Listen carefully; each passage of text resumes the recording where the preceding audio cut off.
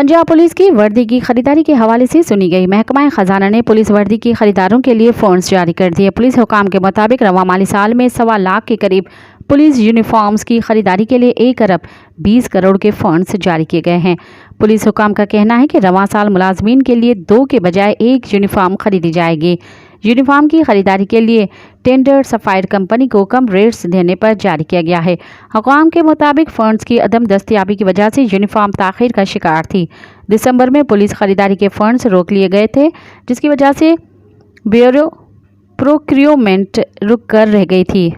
Police हुकाम के मुताबिक पुलिस यूनिफॉर्म 4500 रुपये से ज़ायद का खरीदा जाएगा। मज़ीद ख़बरन ऐं तफ़सीलात लाइ विज़िट कयो असांजी वेबसाइट www.awamiNewsHD.com ऐं ॾिसंदा रहो अवामी न्यूज़ HD।